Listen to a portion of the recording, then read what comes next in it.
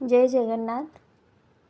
मु आज माँ अर्धशोषिनी विषय किसी कहबी जहाँ को आम मौसी माँ बोली कहते किंतु किछि लोक भावती जे गुंडीचा माँ होउचंदी मौसी माँ। जितेबले महाप्रभु जगन्नाथ रथ यात्रा जाती कहते से मौसी माँ पाखु जाइछंदी किंतु से मौसी माँ पाखु जाई न थांती, से गुंडीचा रानी को देखा करने को जाइथांती। आउ जदे फेरती से माँ अर्धशोषिनी जहाँ को आम मौसी माँ बोली कहती तांको पाखरे पोड़पिठा खाई श्रीमंदिर को फेरती। से मौसी माँ किए आम मन रे भी आसी, मो मनरे भी आसीथिला मौसी माँ किए। जितेबाला त्रेता चलीथिला माँ कैकेयी रामचंद्र को वनवास पठेइथिले, से भारी मन दुख करथिले। तबे वनवास रामचंद्र आसिले से प्रथमे कैकेयी पाखक जाइथिले आ तांको बहुत स्नेह करथिले, आदर करथिले, सम्मान करथिले।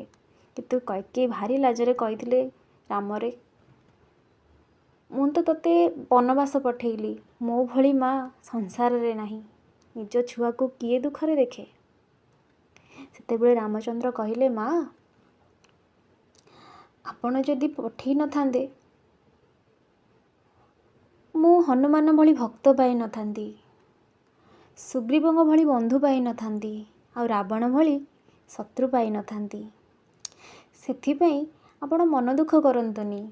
जो मार भल पाइबा आपण एई जन्म रे पाई नाहांती, आपण नेक्स्ट जुगरे माँ अर्धशोषिनी रूप रे आपण पाइबे। आ मु प्रतिवर्ष आपणक पाखकू आपणको देखा करने को आसबि, आपणक हाथ तियारी पोड़पिठा खाइकी जीवी। देखिले मार मन केते बड़। सेथिपई कलिजुगरे प्रभु जगन्नाथ प्रति वर्ष गुंडीचा माँ को देखा करी आसिला परे बाटरे माँ अर्धशोषिनी माँ को देखा करती आ सेठारु पोड़पिठा खाइकी आसी थांती। सी होउछंती मौसी माँ, माँ अर्धशोषिनी। ये तो रहिला माँ को विषय गोटे कहानी। आउ गोटे कहानी अच्छी जब मु नेक्स्ट वीडियो रे आपण मन को कहबी।